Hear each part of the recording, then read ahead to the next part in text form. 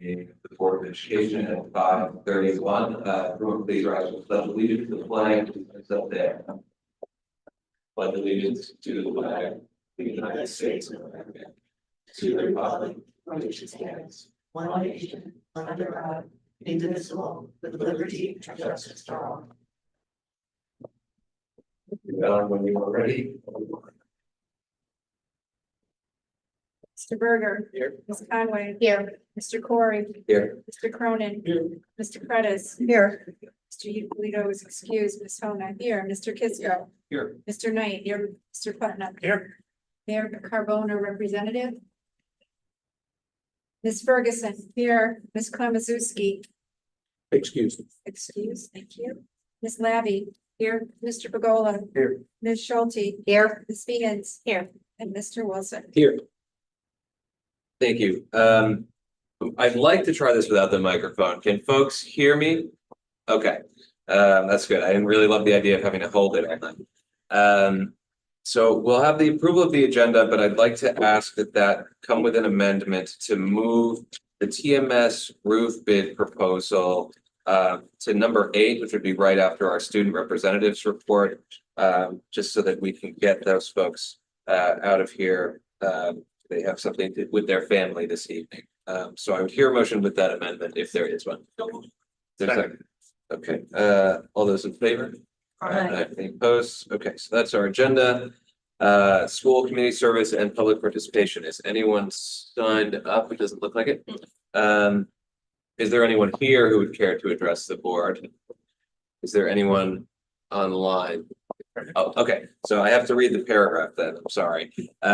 The board invites members of the community to speak on topics to be addressed in the agenda or on other topics of interest. Individuals wishing to make comments are requested to fill out the speaker sign-up sheet, including your name and address, which must be stated at the beginning of your comment. The board will not allow comments regarding specific staff members, parents, students, or personal grievances. Courtesy is expected in this limited public forum. The participating time will be limited to 3 minutes per person and 10 minutes overall. I have the microphone if any of you ladies care to use it.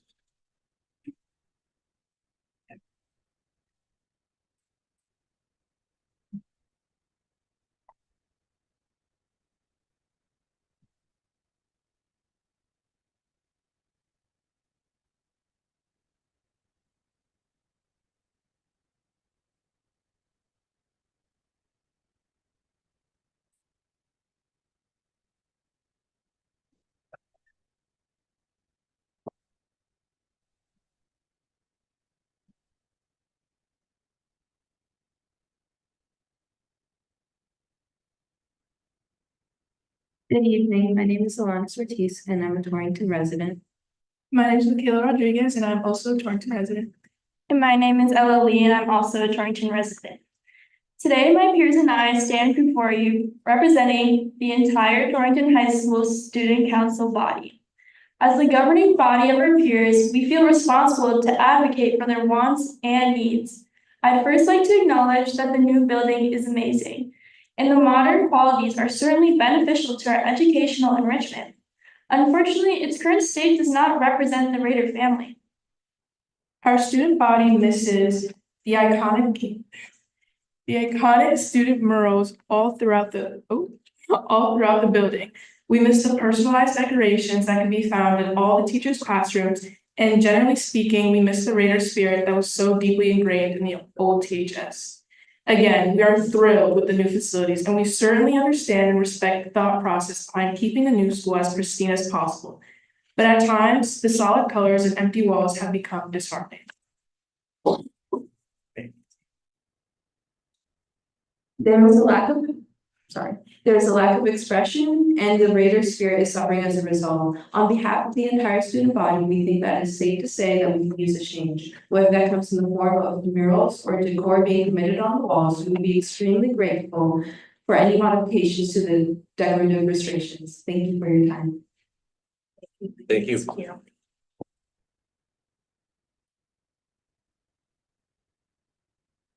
there anyone else here in the room who would care to address the board? Okay, and was there anyone on the public line online? One person online, but they don't seem to be unmuting themselves, so I assume they don't want to speak. Okay. Thank you. So with that, we'll pass it to the superintendent for recognitions. Good evening, everyone. So the highlight of these meetings, obviously, is when we get to recognize the wonderful work that all of our staff do each and every day. As this board is aware, last year, we started something called the Golden Apple Award. And the Golden Apple Award is just another way that we get to recognize the great work day in and day out of any staff member. And I know it was a hard task when I asked the principals to pick just one. And I can tell you, they asked numerous times from numerous principals to say, come on, just give me two, Mr. Wilson. And the answer was no, we got to narrow it to one, unfortunately. But there are so many people well deserving of this honor. So tonight, we have 6 wonderful teams. And I'm going to start with Mr. Scott to come up and recognize his Golden Apple recipient. I don't know if he is here, Mr. Scott. We can still recognize him. And I will give you his Golden Apple. He just won't get a photo. So Wayne Splutzker is our high school Golden Apple recipient for the year. You guys all know Wayne. He's been here several times himself to, he presented that piece that he had written for the brand new school. He is a 2-time Grammy nominee. He was the Connecticut High School Music Teacher of the Year. So just somebody who is truly deserving of this reward, and somebody who is dedicated countless hours. Hopefully some of you had the opportunity to come to the Pops concert the other night. It was spectacular.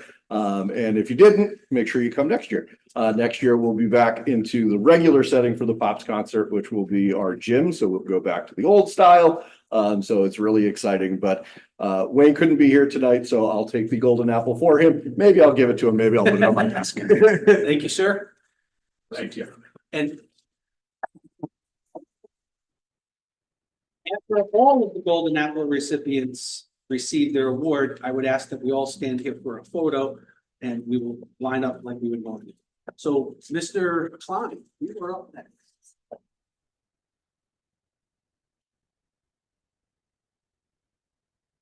I have the pleasure of recognizing today Constance Piersky, who happens to be our pre-K special ed coordinator.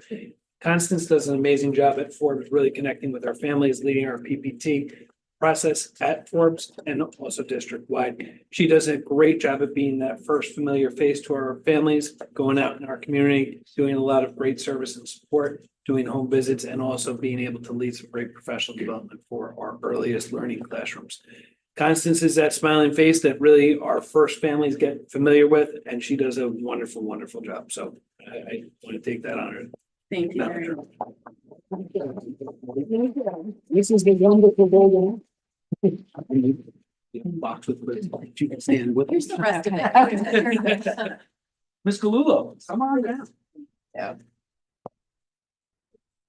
I can't see off the top, so I have my speech.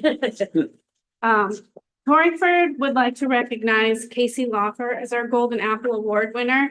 She is what we call our it girl. She's our IT extraordinaire.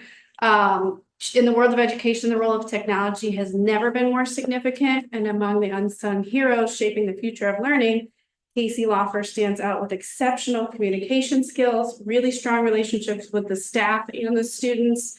She always goes above and beyond with a remarkable level of expertise. She not only ensures that technology runs smoothly, but also fosters a learning environment for our students and our staff to be learning and growing with their abilities with technology.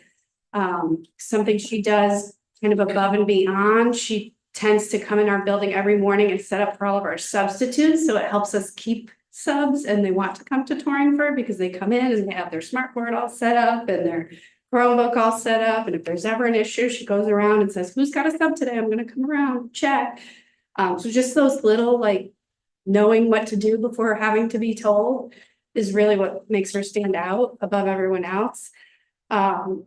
And we couldn't thank her enough for being a great part of our team.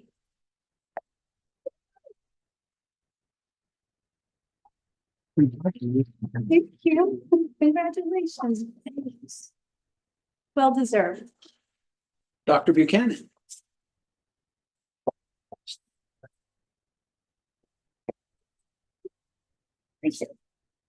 Everyone's probably well prepared for this. Southwest School would like to recognize a paraeducator with a great heart who consistently looks for the good in others, works tirelessly while keeping a student-centered mindset, and truly has a genuine spirit. She's a leader among her colleagues. She's approachable, proactive, and taking initiative to solve problems before they even arise. It's a pleasure to work with Mary Ann Messenger, who also serves as an officer for Local 1579. Mrs. Messenger is a paraeducator in our DLC program and has been a paraeducator at Southwest Schools for the past 25 years. The knowledge, compassion, and wisdom she has gained in the past quarter of a century reflect on the relationships she's established with her colleagues and with our students. We're also better off because of our interactions with Mary Ann Messenger. And I couldn't tell her why I was going to be here tonight, so I said, just bring her in. So congratulations. I'm not able to do that.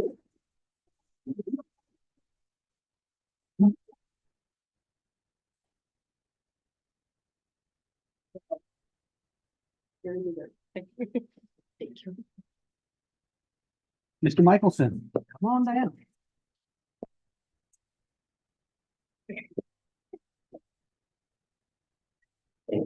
Very well, electronically.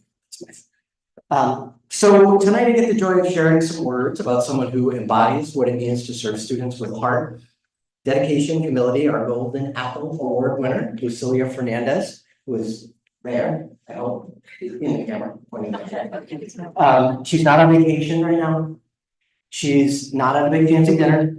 She's not sick. She's not on something important. The truth is that being in the spotlight is not her thing, and I could not convince her to come. She promised me that she's at home watching. And the truth is that's also part of the reason why she is our Golden Apple winner. If you know her, you know she'd rather help a student tie their shoes, explain a math problem for the 5th time, than be up here with all the eyes on her. So while she's not physically in the room, we all know that she's here. She is here in a way that our school and our district runs a little better with her as part of it. She's here in the confidence of a student who needed more than we knew how to give until she came. She's here in the hearts of so many of us who are better educators, better people because we worked alongside Lucilia. Let me tell you a little about what makes her so special. She's a kind of paraeducator who shows up every day. Every day, Kim likes her, every day. Quiet strength, a whole lot of heart. She approaches every student with patience, kindness, calm firmness that lets them know she believes in them and she's not going anywhere. She took a challenge this year of taking on a kindergarten student who came to us as a new student. We didn't know him and he needed quite a few supports. She didn't flinch, she didn't run away. She took him on and brought him to a place where he has grown so much and has found super success, mostly because of her. She doesn't do this work for awards, for attention. That's why she's not here. She does it because she cares. She wants to see the kids succeed, and she's willing to put in the hard work. You can always count on her when you need anything, cover a class, take care of whatever. And she was out one day this year. I remember the day. She had something that she absolutely had to do in her personal life. She left plans. Parents don't leave plans. She left plans and everything went off just like she wasn't here, and she still checked in probably 6 times throughout the day to make sure. So she might have slipped out of the spotlight tonight, but we're here to honor her anyway, because even though she'd rather be behind the scenes doing her work, her heart, her commitment deserves to be front and center. Lucilia, if you're listening later or right now, I hope, to this speech that I tried to put together, it didn't capture half of what we did for us at Bowl. Thank you. Congratulations.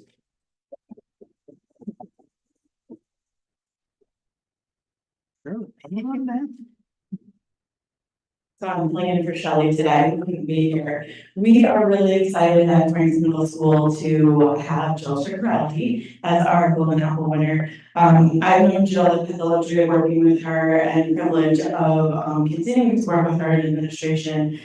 She's both been an e-learning teacher and currently a digital video teacher. She's taken on this new challenge and really made it an exciting course, and kids are engaged and love it. So we're really happy about that. And she's always willing to jump in and just do what needs to be done, positive attitude. I know that when we've had some struggles with our chronic absentee students, she stepped in with the LEAD program, and the minute that program came out, she was like, I'm ready, let's go, let's get this, let's get these kids here. So we love that about Jill as well. In addition, she is a mentor for team, and she also scores their papers in her spare time. She's involved at the state level with developing curriculum, and works also with the TEA and union, and is always willing, to work with us at the middle school for anything that we might need. And then she just brings spirit. She's really always willing to step up to spirit and culture and bring the positivity to the middle school, which sometimes is really hard around middle school kids. She does it for our kids, and she does it for their staff, and we are just so privileged to have her working with us. And Jill.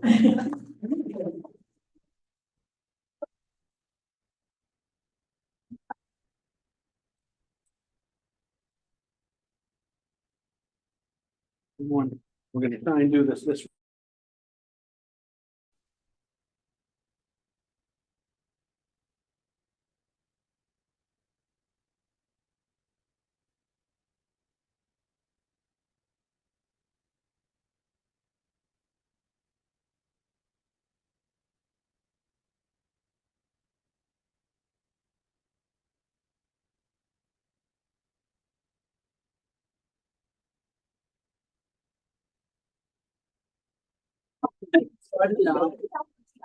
There we go. Golden apples in the center. There we go. They're not gonna. Stand. Yeah. Oh, everybody does, but I have to. Okay. Good night. Squeeze it in. It's easy. We'll just say that aside.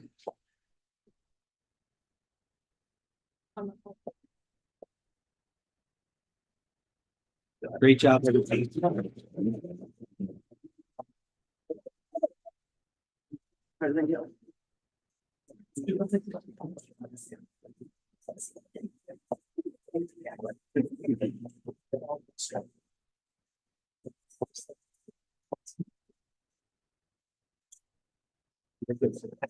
Congratulations again to everyone recognized. We would be nothing without you. And now we'd like to hear from our student representative.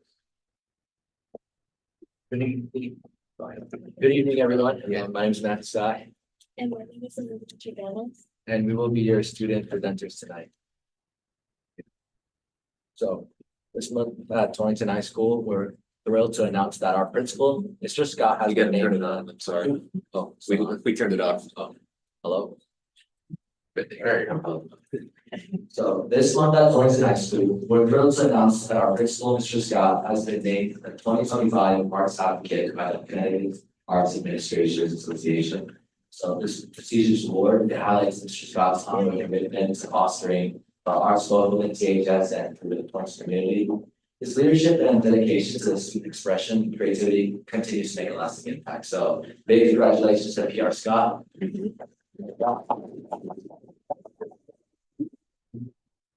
Moving on to student updates, our freshman and sophomore students have the amazing opportunity to attend the performance of Romeo and Juliet at Hartford Stage. This adaptation, influenced by Latin American fairy tale traditions, offered a powerful perspective of the themes of love and loss. Students were captivated by the performances and left buzzing with excitement and thoughtful reflection of the production choices. We would also like to recognize our CAST Scholar Athlete Award recipients, so big congratulations to Michael Awa and Lila Movie, a true testament to their dedication to both academics and athletics.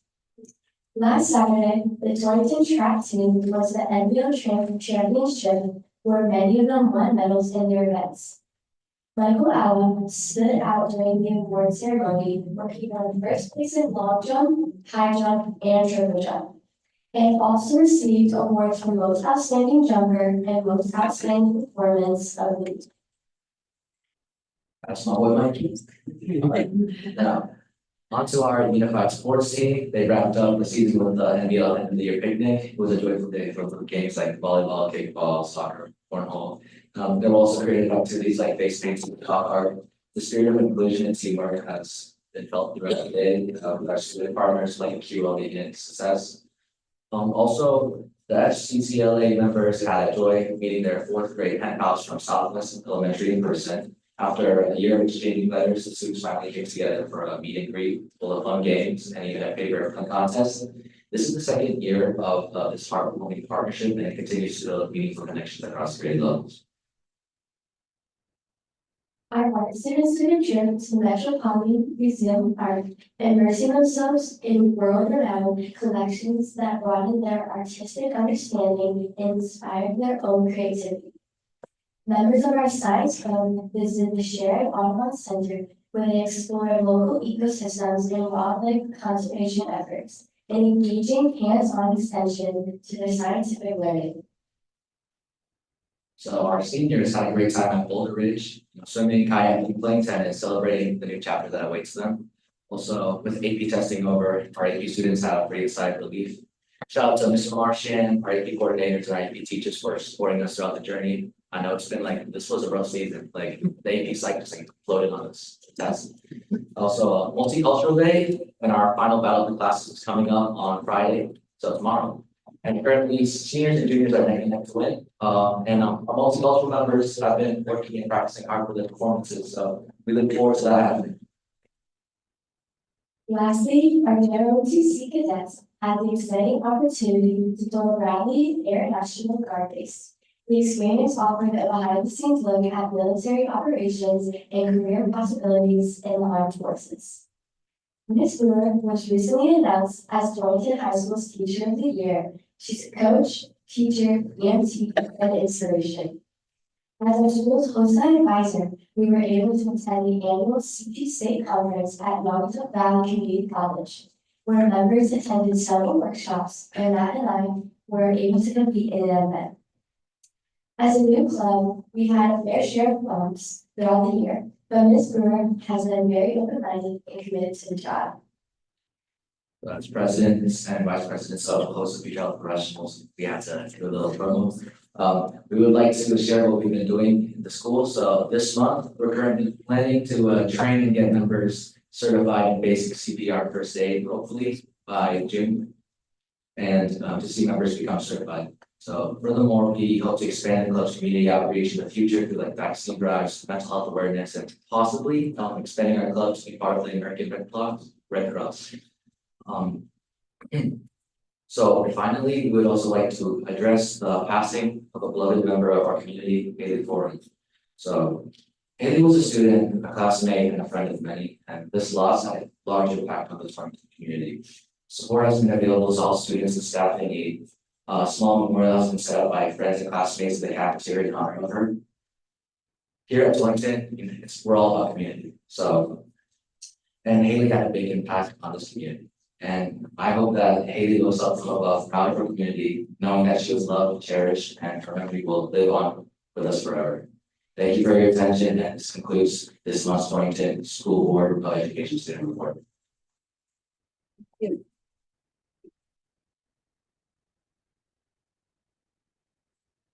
Thank you for both your report and for taking a moment to memorialize Haley for us. It means a lot to the school community. With that, I will say you certainly shouldn't feel obligated to stay for the rest of the meeting, although you are more than welcome if you would like. So we're going to move right along to the TMS roof bid presentation. Oh, online. Okay. Great. If you're ready, take it away. Sure thing. My name is Mark Loringer. I'm a partner at Gale Associates, and we have prepared the drawings and specifications, excuse me, for the roof renovations at the current Torrington Middle School. The reasoning for this meeting is to request the board's approval to bring this project to bid, to put this bid on the street. This project will not be put on the street without your approval, as well as a few others, including the Department of Administrative Services, Office of School Grants, as well as the local authorities having jurisdiction, which we are in the process of getting those two approvals currently. So that is our request this evening, is to get the board's approval as one of many moving forward with this project. Thank you. I don't know if you had anything to add or if we should just turn it right over to the board for questions. No, I don't have anything to add. Again, we went through, going through the process right now, so I guess questions would be the best thing to move forward with. Glenn, you have anything else? I don't want to be a Debbie Downer, but there is a lot of work to do. There are going to be some amendments and changes to the bid, to the package that was provided on Friday to the board. I don't know if you guys want to recap some of those things or what have you, but the board should be aware of what changes are going to be done or what some of the requirements are. If you want our approval, we should know what we're approving. It doesn't have to be too detailed. We're on a very lengthy call today with Kermit Thompson from the state, very knowledgeable, very thorough gentleman. But we have a lot of work to do. Gale Associates has a lot of work to do on his end, and Dean and Donna have a fair amount of work to do on their end to complete the bid package. It's not complete as it stands today. So I would ask that somebody just, or maybe Mark, if you could just give a brief overview of some of the highlights and changes and amendments that need to be done to the current bid package that sits in front of the board today. If that would be okay. Absolutely. Yep. So as part of the DAS review and approval process, after we've already received the grant commitment letter, there are a number of very specialized forms that are required. So those forms don't affect the bid package that you saw in your attachment in your packet, but they are required. A few changes to the documents, the drawings and the project manual. One of the items is that we're going to include a new bid alternate number 2, which will include an alternate for an additional 10-year warranty over the base bid of a 20-year roofing warranty. And the reasoning behind that is that the state will only reimburse reimburse for a 20-year warranty. Anything over that would be an ineligible expense. So we want to look at that expense separately as an alternate bid item and see if that's something that the city, the board would like to purchase at bid time. So that will affect the bid form, and it'll affect the alternate section of the project manual's front end. Does that address kind of what you were looking for? Yeah, pretty much. Right. What else you got? There's a few other changes regarding just format and making sure we have the state project number that we were just given on May 16th. Project number 1430078RR. That just needs to go across the project manual, every page, as well as the drawing. So it's a minimal change, but it's a change that we need to make. There are also some sign-off signatures from the local authorities having jurisdiction that need to go onto the project manual cover sheet, as well as the drawing cover sheet. So I believe that is the building official, building inspector, the fire inspector, fire chief. There is a accessibility and a health representative, health and safety representative. So there's 4 signatures required on the project manual cover sheet and the drawing cover sheet as well. Anything else? No, so once all that is complete, they have to send this to the state. They need to do their review. Then they will give their approval. And they will send a letter to Donna and Dean and Mark from Gale Associates. And at that point, once they finish their bid package, it goes to the state, they approve it, they get the letter, then it can go out as a bid package. So finalized bid package, right? The schedule and timelines amended at this point from previously. And once we get all the bids, you're gonna have to amend that, and we may have to make a decision whether we're gonna really push the timeline for this year or next year, but that's up to these guys to decide. Thank you. Do any other members? Just a quick question, Mark, just for the board's benefit, could you give a brief summary of the project? Obviously, this is going over the existing roof. It looks like there's a painted material that goes down like a sealant, then you're gonna put the half-inch insulation boards. There's gonna be insulation between the existing roof and the new one. It specs a whole bunch of different kinds based on what kind of strength they can handle. It was a large document to read. I got through most of it, but could you just provide the board with a general summary of what the attack plan is on this? This is all the slanted portions of the roof, was my understanding as well. And it has a spec in there for asphalt shingles, and I wasn't sure where on the project those were going to be used. No, there are no asphalt shingles. There is a portion. Do you guys see a screen with 4 different windows on it or no? Yes. Okay, so you can see the project manual, the drawings. Okay. There's a modified bitumen section which affects flashings for the metal roof area tie-in to the existing low slope roof, which was phase 1 of the roof replacement project. Dean, help me on this, 4 years ago, perhaps? Somewhere in that neighborhood, Somewhere in that neighborhood, yeah. 3 to 4. So that's the modified bitumen section. And what I would like to just show real quick here, and this will explain the scope of re-roofing work. And you're absolutely correct. It is all the steep slope metal roofs.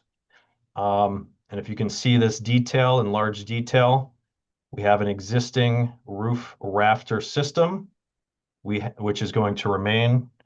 We have existing roof purlins, structural purlins at 5 feet on center, again, to remain. We have a suspended, kind of a laid-in bat insulation above the existing purlins that drapes inward. Again, that is existing to remain. And then we have the existing structural standing seam roof, metal roof panels on top of that, attached to the purlins with structural clips. So that's the existing roof cross section. And then the new roof cross section, we look at the same existing conditions, the roof rafters, the purlins, the insulation, and the existing panels live in this zone here. They will remain. We will add a sub-girt unit, kind of a new Z purlin on each of the existing purlins, and we will lay our new roof panels on top of those new sub purlins. Supplemental bid 1 includes insulation, or I'm sorry, alternate bid number 1 includes increased insulation between the 2 panel systems. Again, we wanted to look at that price separately to make sure we can at least get the roof project, depending on how bids come in, make sure we get the roof project in play. And then if there's enough money left over through the grant and the Torrington contribution, we will add that insulation into the middle here. This self-adherent underlayment will not be here. There are no underlayments underneath the structural metal panel system. So that in a nutshell is the roof replacement project, and that does encompass the entire facility here as you see it. Last question, are we heading to the auditorium area first, where it leaks the worst? So the sequence has not yet been determined.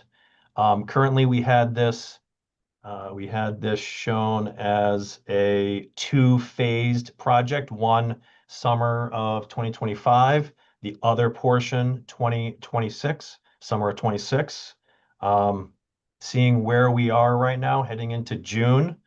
Again, that's a discussion that Gail, Dean, and Donna will have on how we may rephase this a little bit and when the starting point really may be. But if there is a desire to do the auditorium first, the gym first, that's something we can think about and talk about sequence in these documents. Question, of course, but Dean knows the building way more than the rest of us, so, but just wanted to get an idea if we had a plan to go there, so thank you for the summary. We will be there, yeah. Thank you. Anyone else on the board, or the team, I guess, have anything? Okay. We really appreciate you joining us, and I hope that we didn't keep you too long. Thanks. I have a chorus concert to get to, so thank you very much. Of course. Now, is the board interested in taking action on this now? We can in accordance with our agenda. If not, there's also an action item for it later. But if folks want to just make a motion and get this moving, I would hear it. So moved. So we're moving to, are we moving to approve this, to authorize you to do anything? I suppose I should have asked that first. Yeah, so this is to approve the bid process, to put it out to bid. Okay, so we'll. So the formal motion is to authorize facilities to move forward with sending the bid out through this state of Connecticut DAS as amended with the addendums mentioned by Mark as described. Yep, that seems fair. We can work with that. Was there a second? A second. Okay, Sue seconded. Any additional discussion on this question? Hearing none, all those in favor, please say aye. Any opposed? Okay, so that's done. Vote is unanimous. So now we'll switch gears again and we'll go back to reports past the superintendent. Wonderful. Thank you. Have a good night. Take care. Thank you, Mark. Congratulations again to our Golden Apple Award recipients. Well deserved, well earned. And for those of them who couldn't be here tonight, I know the principals will make sure that they get their apple tomorrow and get another round of applause on behalf of the board. In front of you this evening, you'll see the travel mug. And that was given to all staff members for staff appreciation. And obviously the board is part of the team. So we wanted to include you in that and to give you a mug and hopefully that you travel well with it. Bring it to board meetings. I had the pleasure earlier this month of going to the LCSA Awards Dinner. Hope all of you saw it on Facebook. And what a wonderful, wonderful evening. The dinner was amazing. The students couldn't have been nicer and more appreciative. And it was kind of funny. Mikey got recognized tonight, Mikey from the high school. And the joke was, wow, he's actually taller than you, Mr. Wilson. And I said, yes, Mikey is way taller than Mr. Wilson. So we were bookends on the picture, the little ones and on the sides of us. It was a great evening. So a lot of fun there. Mr. Pergola, just so the board knows, I know I give him a lot of ribbing because we know he's not the best basketball coach. However, he's a huge musical guy. And he came to the musical working with me. And Dean was singing along with the songs and I couldn't be happier. So Dean is a great person to come to musicals with. If any board member wants to attend a musical with Dean, please just email him and he will be there. But it was a great night. Our high school students really, really impressed us. And to be in the brand new auditorium was just amazing. The sound was great. And Dean and I really enjoyed our night. It was a good time recognizing our students. Our ESPA have started. And the results are actually coming in slowly. They've changed it a little this year. So we're very positive and confident that our students will continue to show growth and to do well. And the early indicators are showing just that. So fingers crossed, and we're looking forward to that.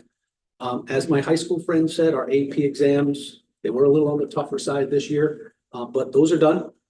We're confident that our students did well. I know they were saying about AP Psych. I think I've heard that for the last 10 years though, Mr. Scott. So my daughter included when she took it. So I think, AP Psych is just a bear sometimes, but I'm sure that our students did the best. As usual, I'd like to thank all of our administrators, our teachers, and our staff for all of the hard work that they do and our students, right? We get to see them day in and day out, put forth that effort, put forth that work, and we couldn't be prouder of that. And as we come to our end of the year activities, we know they're all excited and they're ramped up because the last day is coming sooner than we think. So we also know that's a crazy time in the building. So for our principals and assistant principals in the audience, we got you, we understand. For our teachers, we got you, we understand. For every staff member, but it's an exciting time of year too. So we look forward to that.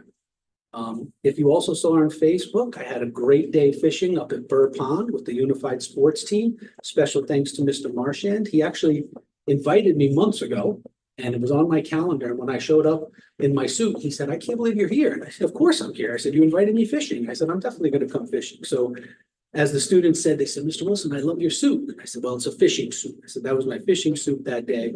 And there is a new spot at Burr Pond. If anyone is interested, it's called the Mr. Wilson spot. When you cast there, you're guaranteed to catch. And two students proved that theory to be correct. So lucky for them, it happened. Lucky for me, it happened. So I'm very excited that I was invited and it was a great day. Mrs. Ferguson and I love visiting with our senior class for senior day. It was a great day. And Mr. Scott, I mean, you can feel free to share, but I'll do it for you. He challenged me to a zip line race. And if you saw that on Facebook as well, I think we know how that turned out, Mr. Scott. I won. That's because Mike cheated. Well, Mrs. Ferguson, Right there. Mrs. Ferguson, I don't know about that. So I was the videographer. it was a great, great day. We'll share the original footage. We can view it, we can view it. And Mrs. Ferguson and I, along with Mr. Scott from his invitation, invited us to the JROTC Awards ceremony, which was held right behind us. And what a great way to honor our cadets. And it was a really, really nice ceremony. A lot of different people came out from the community as well to recognize our students. And, you know, some of our students received some nice monetary awards as well. So it was a really, really nice afternoon. And I think one mom summed it up the best for Sue and I when we went outside. We said Sue knew the parent and knew the child, and she said, "Oh my goodness, and couldn't be prouder, couldn't be happier." And the smile on her face for the recognition, not only her child, but of every child there, and for the cadets. It was a really nice end of the year ceremony. So kudos to the JROTC, kudos to the high school for putting that on, and thank you for the invite. So it was a great, great night. And that's all I have this evening. Thank you. You know, I think that the zip line thing, it really has a lot to do with math. Does anyone? This is ice. Yeah, we're. I don't know why we're siding with Mr. Scott tonight, but does anyone have any questions or remarks on the superintendent's report? Okay, thank you. And we'll go right along to the human resources report. Thank you. So you have a shortened version of my normal report because we are in that very strange time of year when we have vacancies, but we're not filling them. We're using subs to fill them through the end of the year, but can't really start actively doing our hiring for next year till we get our budget numbers. So there really wasn't a lot to report on for the vacancies, but I wanted to give you the updates on the sub fill rates and the absences so that you can see where we are with that. We're really trending about the same in both of those areas. And then you have our monthly percent, the totals of our different absence reasons and our turnover, which the turnover, if you're looking at the same time last year, we're actually considerably better in all areas. So that's nice to see. And I will entertain any questions. Oh, the walking challenge, I should tell you that the walking challenge is going great. Everybody's doing wonderful and they love the new prizes. So we're really excited about that. So I will have a kind of full final report on that for June so that you can have the update on that. Great, thank you. Any questions? Mr. Brown? I always have a question. Just had a quick question on the absenteeism. I took a second to go back to some prior years, to 2022, 23, 23, 24, 24, 25. And I had a question. The teacher absenteeism had peaked last year. We're doing like 4,400 requests through your meeting in 2022. In 2023, it was 5,500. This year, it's back down to 4,200, which is great. Unsung hero here is the TPS. So to our TPS retirees, that is a TPS bill, right? Yes. I mean, also an apple to all of them as well, because they have really picked up the pace. I mean, we've had a lot more of those bills. But my real question is the paras. What are we doing? What's the plan for the trend of requests on the para side? It's gone from 2,200 in 2023 to 3,200 this year through now. Yeah. And our fill rate is getting better, but I don't have the Delta T numbers from the early year to really make a comparison. But yeah. I wasn't sure if it was a challenge we're working on, how we're working on it, because it's, as we all have talked about in the meetings prior, kids in front of people has always been the board's goal. It's a difficult task for you, but what are we doing to kind of mitigate that? No, it's an excellent question. And if you actually look at the absence monthly percent of totals, And if you go back and look at like previous years, you can see that for the paras, what's driving that number being higher this year than previous years is that long-term absence. So if you take a look and compare that, because I've been digging it, Donna and I've had these, that's why she's shaking her head, because we've really been digging into this data. And the long-term absences for the paras this year in particular seems to have spiked. And so, you know, again, that's attributed to various things like workers' comp, FMLA, you know, people taking, you know, long-term absences for whatever reason in accordance with their contract that they can do. And so we have a higher number of those than we have had in previous years. So we have to hold those jobs and look for somebody long-term sub to be able to fill it, but it still shows up as an absence. So in December, for example, we had 12 paras that were out for the entire month of December for a long-term absence. Sure, which is a large number in comparison to normal years. Sure, and So, that counts as yeah. 20 absences. And legitimate absences, just, you know, it's just you can't predict FMLA and those things, so. My other thing is just also in the TPS bill there, I mean, kudos to all the retirees, these retirees, do we use the retirees for the long term? What's the process? Do we hit ESS for the long-term subs, or how are we differentiating there? Yeah, for building subs and long-term subs, or the daily subs, our retirees, the beauty of the retiree program for the incentive is that they can do it however they want to do it. So we have some of the retiree subs that work 1 day a week in the same building and do the PPT coverage. But then we have others that look for that long-term absence so they can get their 30 days out of the way and then, you know, decide they're going to take the rest of the year off. And so they get to kind of pick and choose what works best for them and their family to be able to take advantage of that program. And thankfully for us, they're doing it just for the board's info. It's like 850 TPS fills, we'll call them, in the last couple of years, has been the average this year. Through now, it's 1,250, so that's awesome. Yes. And really great. Anything we can do to keep them coming back, it helps keep people in front of the kids, so thank you. Yes. You know, I actually talked to one of our retiring teachers the other day, and she was excited to be able to come back and sub and not have to work full time, but not have to totally let go. So I think you know, our teachers, to Jeff's point, really do. They like being here, even when they're retired. Yeah. They just don't want to be here every single school. They can't totally like that, right? Any other questions regarding human resources report? Okay, do we have a sped report, or should we take that in writing? Yeah, so I just wanted to, Ms. Klimaszewski, to thank her for her years of services, to Torrington Public Schools and to education in general. Unfortunately, she could not be here this evening, but she did include her report. And if there's anything after you read her report that there's questions on, please feel free to forward them to me and I will make sure that they get answered. But we wanted to thank her for her years of service and for her dedication to Torrington Public Schools and to our students. Obviously, it's going to be tough, but we will miss her and wish her the best in her retirement. So thank you. Thank you. We have received most, if not all, the liaison reports. I saw some still coming in this afternoon. But if any of our building administrators have anything to add, or if Mr. Kisco does on behalf of Ed Advance, now would be the time. Great. So then we'll go right ahead to the monthly financials. I don't have a packet in front of me. I just have an agenda. But I don't know if Ellen wants to do monthly financials, or if you'd like to mention anything about them. Sure. I mean, I could start and Sure. you can add in, Ellen.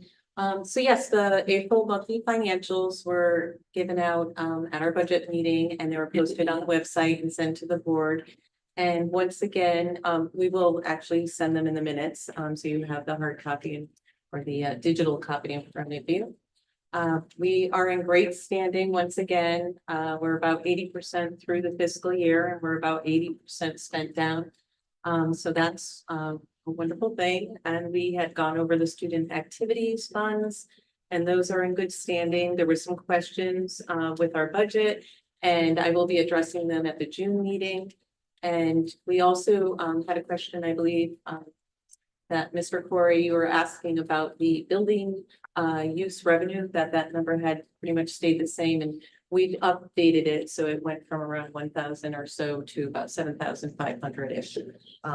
But again, you can view all that online in the budget committee minutes folders. Great. Do you have any questions? Is that in line, that building use revenue, is that in line with previous years, more than, less than? Where does it compare? So I believe it's a little less than, we did have somebody who was, or an organization that was using the facility that was using it a lot, and we were getting a lot of revenue from that. So it's kind of trended down a little this year, but we are recouping our costs for custodian fees. And this, I'm not sure if this is more of a you question or a team question, but related to that, is the actual use of our facilities pretty steady, less the loss of, I guess, one large organization? I mean, you know, because we changed our policy a couple times in the last few years, but people, it's steady. People are still able to get in here, use the buildings, they can afford the rate, all of that. Yeah, that's not the reason why they're not here. Great. Thank you. Anyone else have anything? Just one fact, when do they, have we revised the policy or costs to reflect the new building? We haven't done a policy change since then. I think the costs are set by policy, right? It's not. I wish we talked, remember we talked about it, that we're gonna have a brand new building and they have different costs associated with, you know, renting out the theater and things like that. Yeah, no, we haven't made any adjustments to that. Has anybody actually asked to use the facility yet? Actually, yes, but they backed out. A state rep was coming in or something of that nature. Non-issue. And then they backed out for some reason. But other than that, just the normal, usual suspects, I guess we're using, you know, that we did make an adjustment for the large, St. Jude's, who's up at the Torrington Middle School now, or the intermediate school, however you want to say it. Just because of certain aspects of this building compared to that one. But no, I guess back with to it over the summer. Yeah. Awesome, thanks, Steve. Anyone else have anything related to the monthly financials? Not, I would hear a motion to accept and approve them. There's a second. Okay, any further discussion? Hearing none, all those in favor, please say aye. Any opposed? Okay, monthly financials are done. Committee reports. Mr. Kisco for school improvement. School Improvement Committee met as usual on the first Wednesday. I heard a report about preliminary plans for the summer school program. Of course, no numbers yet because we don't know how students are going, how much we're going to need for summer program. We learned a couple things from last year's program and build on that for this coming year.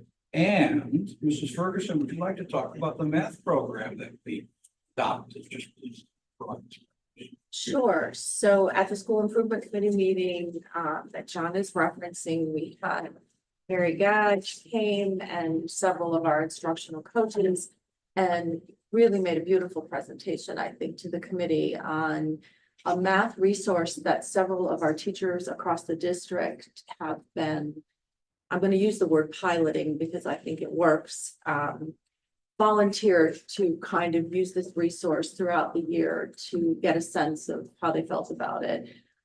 You know that our goal a few years ago had been focused on literacy and what we needed to do to really kind of turn the ship around. And we feel like we've done that and we're just full steam ahead. And now we need to expand our focus to mathematics. Michael and I have met a couple times over the last year and a half with our state representative from our Alliance grant, who has really strongly encouraged us to look at a way to adopt a resource for math instruction that would give us consistency from kindergarten all the way up through grade 8. So we've also been partnering throughout the last year with an education specialist from Ed Advance, who is very familiar with this particular program. It is a very highly regarded math resource. Not just in the state of Connecticut, but really nationally. And our teachers are very excited about it. It's really, really kind of grown legs. Even in just this year, the pilot teachers, if you will, have seen already great success. The kids in their classes are excited. So I'm super excited, and the committee that even voted to bring it to the full board for approval. I don't know if you want me to tell you what the cost would be, but at this point, we have received a quote from the vendor of if we were to go with the program and purchase it over 5 years, if we entered into a 5-year contract, it would be $865,000 for the 5 years. But it's kindergarten through grade 8. So if you do the math, it boils down to about $67 per child per year. That includes the consumables? Yes, it includes everything, and it's really a beautiful process. It's the same thing that we're doing right now with our literacy program. Every spring, they just ship us the consumables that we need. And this math resource would be handled in the same way. There's an electronic component, there are, consumables, there are print resources, the professional development is baked into that cost. The teachers and the kids are really excited about it. So hopefully you're gonna be excited about it too. I'm excited about it. Very excited. Questions for Mrs. Ferguson about the math? Yeah, even though we have it on our agenda later, I guess, while we're on the topic. So with the literacy program, my very sort of broad strokes view of it is that it's largely a return to traditional, if you will, instructional methods that worked for a long time. So, right, is the math program similar? Are we? It is very similar in that I think what you're, so I can draw a correlation, it's a return to phonics and phonemic awareness and all the things that we know work and how most children acquire literacy, right? So we are committed to doing the same thing in mathematics, making sure that children have fact fluency and that they are not leaving elementary school without those things committed to memory, so that fluency then allows them to use their bandwidth, their brain bandwidth, to think in more complex ways, right? So the resource allows for that. It is a hybrid type of a thing because we don't want to go back to, the days when that's all we're doing, right? Is teaching the algorithm, I'm going to show you how to do it and then you do it, but don't ask any questions. It allows for children to come up with their own ways to solve a problem, because I may solve it a different way than you do, but get to the same answer, and that's okay, right? But yes, to your point, I understand your question, and yes, that's been very important to us that we do that for our kids. Great.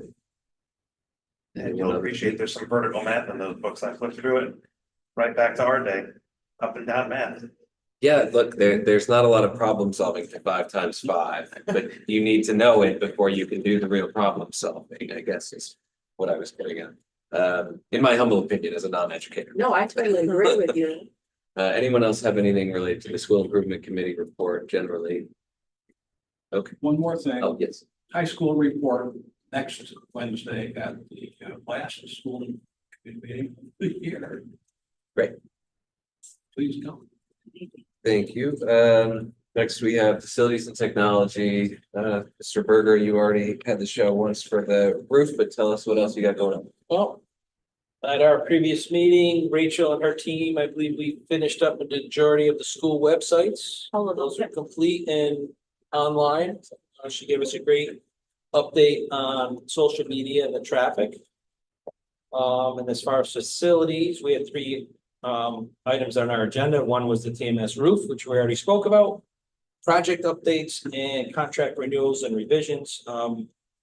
Unfortunately, those attachments didn't make it into the packet, so I don't even remember what we spoke about. But I know we were reviewing some contract renewals and revisions based upon the new high school and the new TMS, as far as if any of the contracts can be amended due to the current construction going out in the fields. I think we spoke about that. I don't know if you want to elaborate, because I don't have your attachments didn't make it into the packet, so I don't remember what we spoke about. Just that. So I guess the Jesper Center is the big one, our field and outside stuff right now. And then, be looking at other things, the new school coming up, mechanicals, security, elevators. Great. Anyone have any questions for Mr. Berger, Mr. Pergola related to that committee's work? None. We'll go to Budget Committee. Comment. As Donna said, we discussed that we're right on target for the budget process. We discussed the student accounts. I just want to group that. Next meeting, Donna handed out alliance details and grant details and just for us to review. And next meeting, we'll go over them in more detail, like what we have for alliance, what we spent, what we have left, how we don't make an alliance. And grants, some are 2 years, some are 3 years, some are 1 year, just to see where we are in the process. Anyone have any questions for Ellen related to the Budget Committee's work? Okay. Building Committee, Mr. Aram and Mr. Lundberg couldn't make it. I don't know if we specifically asked them. I hinted a reminder to the meeting when I was looking for the minutes, and then I didn't have a chance to follow up, so. Well, and we also like Mr. Upolito this evening, who's usually one of our go-to folks, but does anyone around the table have anything to add? Really? I was there, it was a very quick meeting, right? Half an hour. Yep. Oh, good, yeah. That's probably, that's a good sign, I think, right? Yeah. I'll take that. That's good. Yeah, nothing, no major updates. No, it's just like approving, It was approving some of the change orders, right, yeah. yeah, and going over, like how far they are, this kind of process. Yep. Right, Tearing down the old. I do have something that was a hot button issue in the community, there's an issue with the water here. I know it's been resolved, but I'm wondering, is that like, does the responsibility for that fall onto a contractor or subcontractor, and are they taking care of it? Took care of it today. Excellent. Okay, I just wanted to put that out there because that was, the community was buzzing with that one, and I want to make sure that we're not on the hook out of our operating budget for that, that it was fixed by the contractors who were responsible for it. Mr. Buck. I can add a few things. I was at most of those meetings. The old building is down now entirely. They did go through, I asked the question during the process, if we had any extra abatement fees or anything, and as of the end of that meeting, we were looking good. It was nothing crazy that was found that was gonna cause us big headaches, which was great, keeping the budget on track. So the people have a couple of the fields ready in time, the plan for being playable. And there'll be a few fields that'll take a little bit longer. I think there was the gymnasium here, I think it's a couple weeks behind, and they're trying to pull it back in. There's a couple sections, but they're on track to get the school open. By and large, in time for middle school to go at the end of the year, so at the end of August, early September. So everything looked good. It was a short meeting and no major problems. Excellent.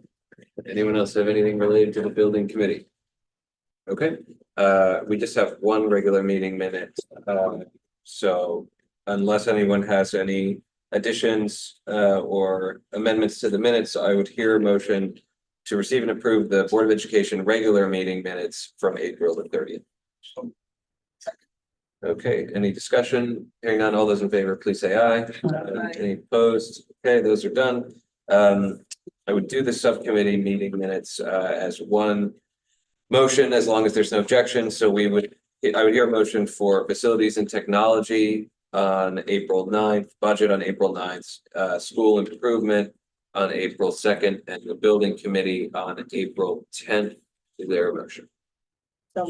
Second. Okay, any discussion, amendments, additions? Hearing none, all those in favor, please say aye. Any opposed? Okay, that's done. We'll hear a motion to receive the consent agenda. Is there a second? Okay, any discussion? Hearing none. Did I see it into it? No, okay, all those in favor, please say aye. Any opposed? That's done. We have new information and action, Board of Ed calendar 25-26. Is that you, Mr. Wilson? That's your board calendar? Yeah. Oh, that's our board. Yes. I see. Oh, right. We've right. already It's approved not, the yeah, we school. already, I thought we were making a change. Nope. That's right. That's our board calendar. I don't have. Is that what you sent, Marissa? Yep, that's the one that you sent. So just to point out, I went through the calendar and checked the dates and everything, and obviously very thorough and got it all set, but just to run this by everybody. Generally, we've had our subcommittee meetings in school improvement in the building that you're at, and policy follows. And then budget and facilities has been at central office. It's been convenient because of Virginia Avenue location. There was a recommendation to have all the subcommittee meetings in the building of the month, if you will. So wherever John is hosting sick that month, all subcommittee meetings would be in that location. Or continue with the way things have been going with sick and policy at the building that that's hosting, and then facilities and budget. It would have to be at central office. There's kind of a little bit of a but in here because it's not as simple as having it in central office because it's not a big conference room. So if people from the public did happen to come, there wouldn't be anywhere for them to sit. And if we did it here, then that would require monthly Brian's staff to come and open and close and clean and everything else. So I'm putting it out there for you all to, to have a little bit of a discussion and some thoughts before we sign off on this. But the idea is still to have two separate subcommittee nights. Yes. Because doing four. Yeah, in a no, row yeah, would the be- idea is to keep them as is, but just in whatever building happens to be where you're hosting that month, it would be for all four subcommittees. Does it impact, somebody's staff has to stay for us in whatever building we're in, right? Right, but it shares the wealth as opposed to Brian's staff having to do it every month for budget and facilities. Each building, they would have somebody, whatever building of the month it is. And Sue, I'm sorry, just as a point of clarification. Yes, Brian, but also Shelley, because it would be, remember, on the other side. Oh, right. Is where Yeah, it's so gonna both, be yeah. officially set up for the board meeting. So it'd be the same kind of entry point, we would just walk over down yonder. Right. But yes, but yeah, you're correct. I mean, and if I may. Yeah, the absolutely. Reason Please, for go ahead. sharing the wealth was, just not to burden one building or one principal, because there's a lot going on. And we understand that and we recognize that. So what Sue, I think, was sharing was, that's what, we tried to do. Marissa really mapped it out and I kind of, gave it the once over. But if we do have it upstairs, and to Sue's point, the issue is while we do have a large conference room, there's no seating on the outside like there is in midget. So everyone would just be around the table, which is sometimes awkward for meeting purposes, I think.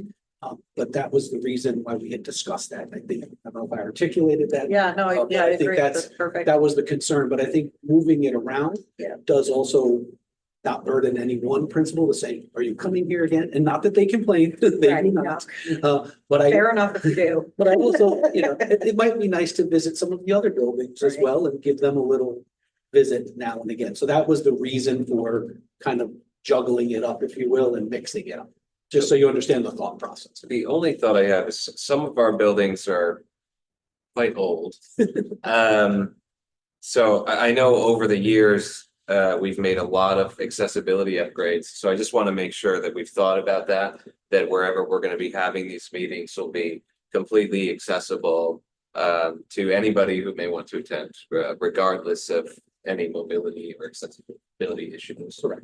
Okay, as long as we've thought about that before we schedule them. The last thing I want is somebody to show up and find out they can't get in. Understand. Yeah. And right now, they're all set for here, budget facilities. Right, I we think just- Marissa went back the other way because we were kind of going back and forth this weekend and so if it's up to you all, whatever your thoughts are. I guess I'd like to hear from everybody because they'll be your meetings. John, oh, go ahead, Bill. Go ahead. I think that it's a great idea to share the wealth, the fewer amount of times I have to try to tackle the stairs and vision, the more I like it. Good. The media centers in the various buildings are quite good for these meetings. Oh, that's true too. We have the media centers.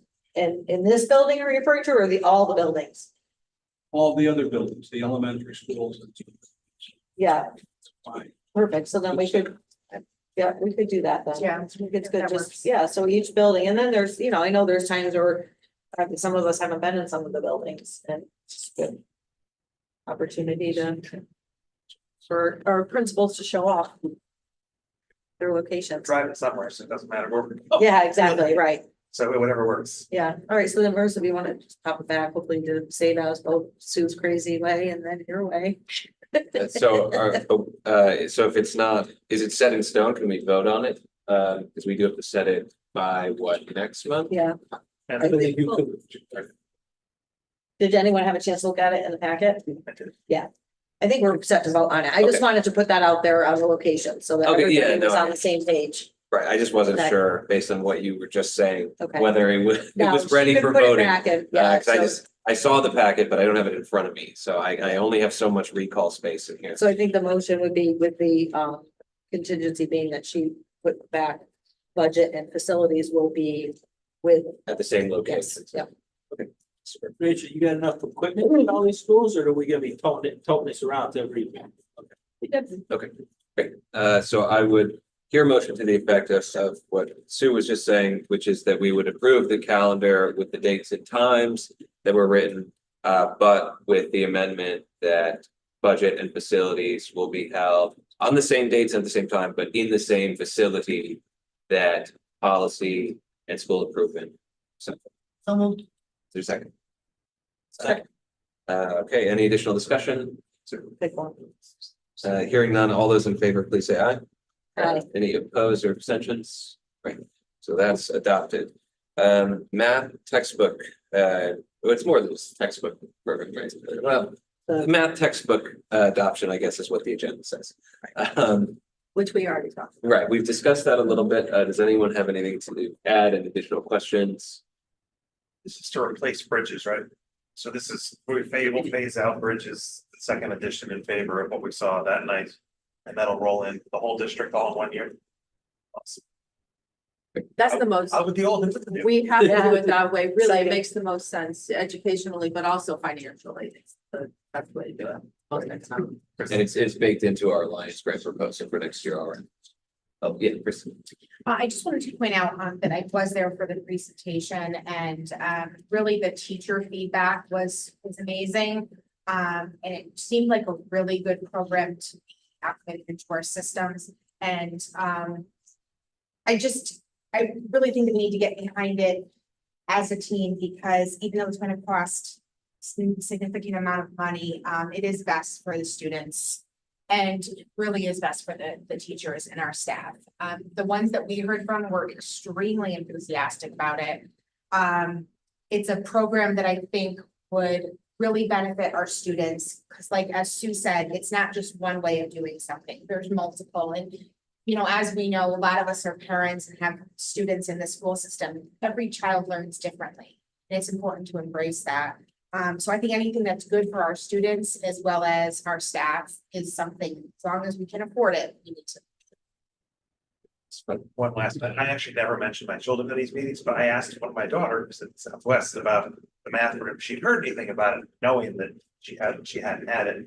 And she actually was able to tell me, oh, yes, one of my friends is in another class, she mentioned the teacher's name, checked the list, and sure enough, that was a beta. So even the kids seem to have an awareness of a new program in a different way. And she said that her friend in school thought it was great. So I mean, I was surprised to get the feedback that kids don't always notice or talk about those things. So to your credit, she did notice. Mr. Knight. I was also at that meeting and was very impressed with the presentation, but you know, the nuts and bolts of it, yes, it's there's a cost, but as Sue said, it was the cost is for 5 years. But the thing that really got me was the enthusiasm of everyone in the room, the teachers, the people who are actually going to be, doing the instruction, and Sue was as it was being presented, and the board just the enthusiasm of everyone in the room during their presentation, and it was really great to see. So I'm also hope that there will be 2 cost prohibitive and that we this program will be able to be implemented because it's a winning situation for everybody. Thank you. I agree for what it's worth, and the cost, I mean, look, we, with the exception of teacher and paraeducator salaries, I don't think that there's anything that is more directly engaging to the education of our students than the materials that we're going to use to educate them.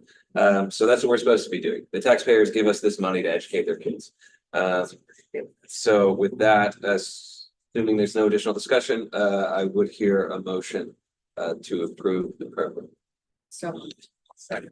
Okay, any final discussion on the question before us? Hearing none, all those in favor, please say aye. Aye. Any opposed or abstention? Okay, that's approved. Thank you all very much. Of course. Thank you. We did the roof bit. So we have now, possible executive sessions,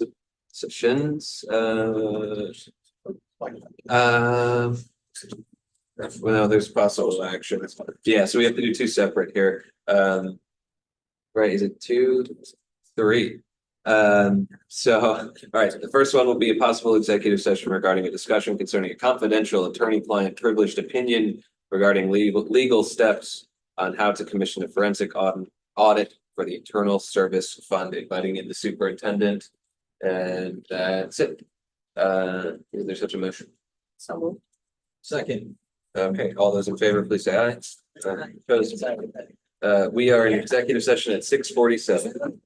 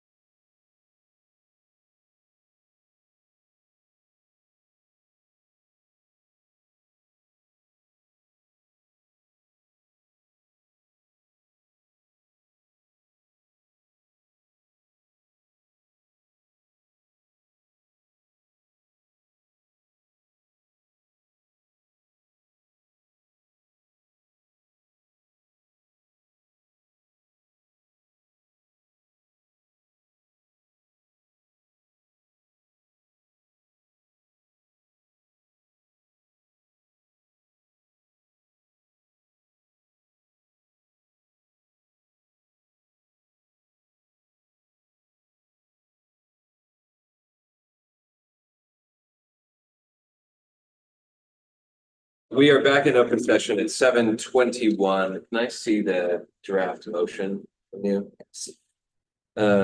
So we do have possible action concerning the commission of a forensic audit for the internal service fund, but I want to make sure I take this motion correctly. Just bear with us one moment.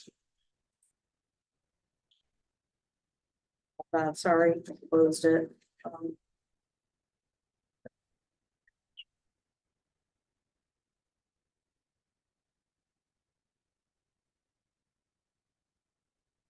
There we go. It was the date. So it's right around, right after May 5th. Probably is it this one? No, it was last year. That email. Yeah. Oh, here it is. Oh. No, that's that's. Yeah, go ahead, Michael, if you know it, please.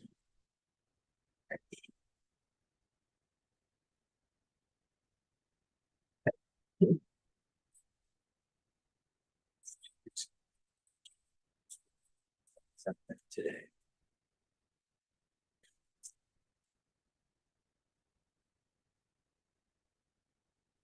They were quicker though, I think.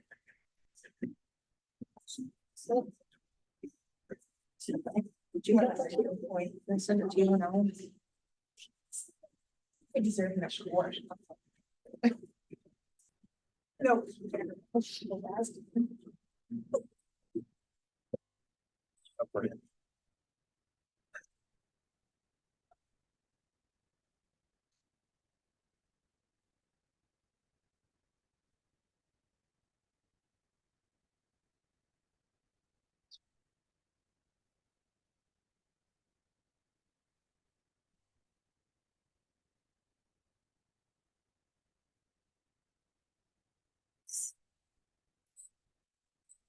That's for a diehard. Okay, I have the motion. I just locked it by mistake. That was classic. Okay. It's at the bottom. Yes, I will hear a motion that the board hereby authorize Shipman and Goodwin LLP in consultation with the board chairs to engage forensic auditors to review the funding of the internal service fund in accordance with the board's purchasing policies where applicable. So I'll second. Okay, made by Mr. Berger, seconded by Mr. Predis. And I just want to clarify this because the motion makes it a little bit opaque, but the board collectively will engage the auditors. So it won't just be Sue and I in consultation with Shipman choosing one. We will have them bring one or several before the board. With that, is there any discussion or debate on this motion before? If not, we'll have this vote by roll call, if you would. Mr. Berger, Yes. Ms. Conway, Yes. Mr. Corey, Yes. Mr. Cronin. Yes. Mr. Frederick, Yes. Ms. Sullivan, yes, Mr. Kisco, Present. yes. You can consider it functionally the same as an abstention. Mr. Kisco is present and voting, but Barack chooses. Obama voted present several times, and he was in the Senate. Yes, it's often done. Mr. Knight, Mr. Knight asked, so he remained in the executive session room due to some accessibility issues, but he has asked that his vote be reflected as present for the record. Mr. Putnam, Yes. Okay, so that's seven in favor, 0 opposed, and 2 voting present, functionally the same as an abstention. That motion carries. So we will get to work on that. We next have a possible executive session regarding a discussion concerning confidential attorney-client communication regarding the Freedom of Information complaint process. Is there a motion to enter executive session? Okay, all those in favor, please say aye. Aye. Any opposed? 7:29. No, we are in executive session at 7:25. We didn't need to agree.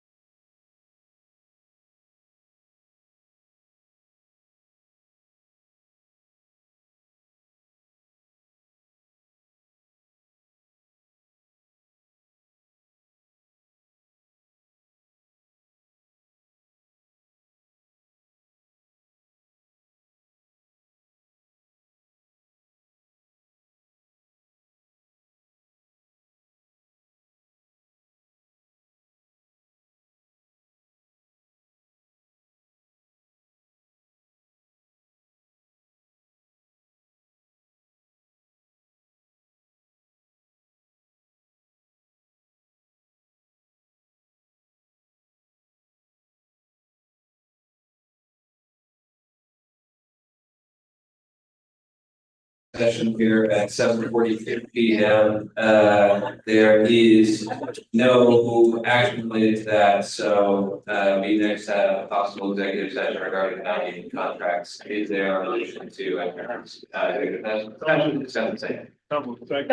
Okay, made by Mr. Putnam and seconded by Mr. Cronin. All those in favor, please say aye. Aye. Any opposed? Okay, we are in executive session at 7:43.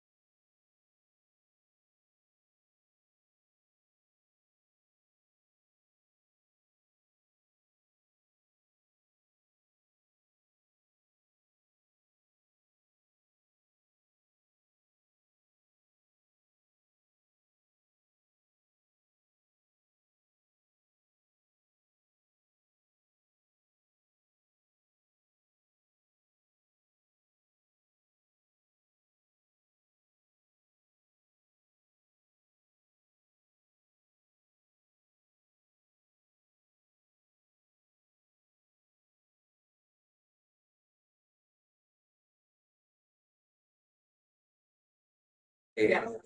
Jeff and Patrick. We are back in open session at 7:51.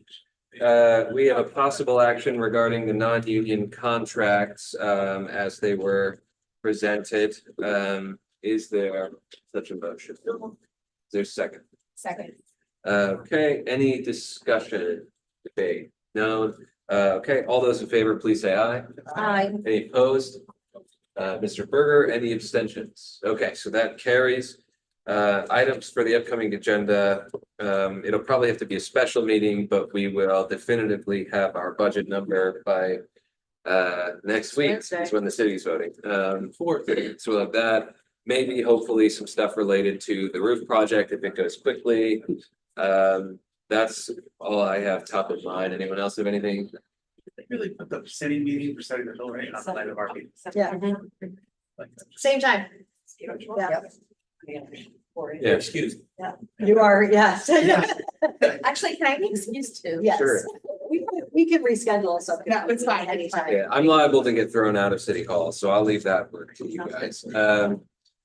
Okay, speaking of. Can't march in a parade. Why would you be able to go to city? I know it. Comments for the good of the order. We'll start down there. It's fun. Good meeting, lots to do tonight, got through it, so thank you. Bill.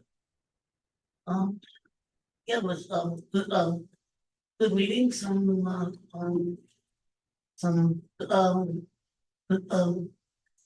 there was some good discussion.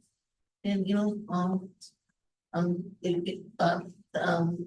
from my point of view, things went well, like. Obituary in the paper today actually did justice to June Steiner. Oh, she Many of passed? us, many of us. Oh, I didn't I know. wanted to say remember because it's been very recent.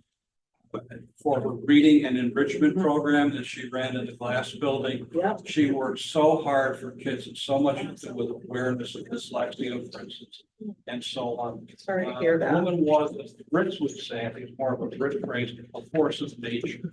That she was. And that means don't. With no filter, yeah. We owe her a lot. And I think we need to recognize we have lost something. Did a lot of. Thank you. Kristen.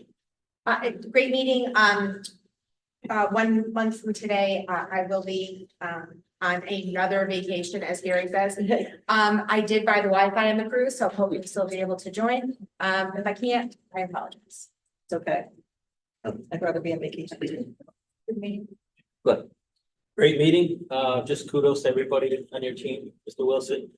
Wrapping up the year. I'm looking forward to getting through the end of this year. There's a lot going on. There's a lot to prepare for by September. And looking forward to one more month and see how it goes. Great meeting, a lot of information. Congratulations to all the Golden Apple Award winners. I love the Golden Apple. I really want one. Not out of pity, just because I want one. You seem like a good player. You're gonna have to. I loved it. I know, I loved it last year. And I'm not gonna lie, I'm disappointed I didn't get one, but it was a really good meeting and thank you, everybody, for your contributions and thank you. Rachel. Great meeting, and I just want to give a shout out again to Casey Lawfer, my technician, who got one of the golden apples, as well as everybody who got one. Yeah. But a special shout out for representing technology. Great. Thank you. Look at this guy. He's ready to go. Yeah. Good meeting. Good meeting, thank you. Great meeting. I look forward to serving in this capacity moving forward with an awesome Thank you, team. Donna. I appreciate this opportunity and I will not disappoint. Hopefully. We know. Yeah, great meeting. Thank the board for, thanks to the board for supporting the math adoption. And I just want to mention that last night, right here in the auditorium, the academic awards night happened and we honored our distinguished alumnus at that event, Joanne Ryan. She was delighted and yeah, it was a great night. It always is though, isn't it? Yeah. And especially with the distinguished alum. Yeah, it was a really nice night and it was so impressive. We had so many students because we typically give the Distinguished Alumnus Award out at Scholarship Night, but we switched it up this year and So this event, oh my goodness, the students who receive these academic awards are most impressive. Yeah, really, that's great. Yeah, I saw a lot of pictures from it. Thanks. Mr. Wilson. Great meeting. Thank you to Dean and his crew, obviously setting this up this evening. Impromptu, but I think he did a great job. It's a great venue. So Dean, thank you, and thank you for doing this. And Rach, thank you for the tech. It was not an easy task, so Josh, they thank pulled you. it together. So thank you. So, I'm sorry, I'm gonna add to that, just because it was, very much a team effort. I mean, Donna has been doing stuff that, you know, it's just nonstop. Marissa, everybody, we're all gonna be, we're in a 4-hour meeting today. Yeah, I to heard. talk about this. That was great. And, Yeah. but to get to that 4-hour meeting was probably 30 hours. Leading up to just it. Get to that meeting, so it is definitely a team effort. And, you know, our two leaders are showing us how to do it, so.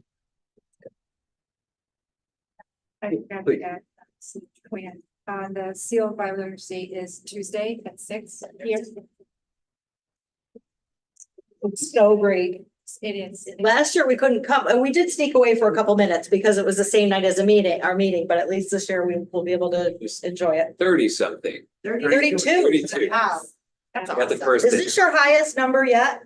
That's great. Congratulations. Yes, that's so exciting. I'm gonna do my level best to make it, and I hope everyone else will. I have a few thank yous and recognitions. I just want to again, really, recognize and thank our student representatives for taking a moment to memorialize Haley, their classmate.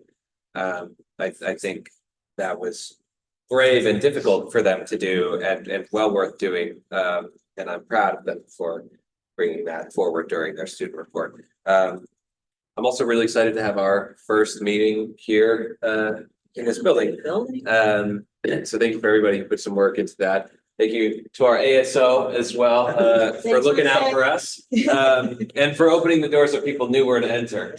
We appreciate that very much. Also want to just again thank Laura for all of her service in case I don't see her before her last day. I don't know if I'll see her at graduation or anything. So she really has been just a tremendous asset to this community, to this board. And we will miss her dearly as much as she has well earned retirement. I don't know if I have the words for all of the good things that she deserves to have said about her. And with that, because I guess we are still transacting business, I will really quickly go through the future meetings. We have Wednesday, June 4th here, school improvement at 5:30 and policy at 6 p.m. or immediately after. Wednesday, June 11th at Midgeon, facilities and technology at 5:30 and budget 6 p.m. or immediately after. And Wednesday, June the 25th, our regular Board of Education meeting here. And with that, I will hear a motion to adjourn. So moved. There's a second. Second. All those in favor? Aye. Aye.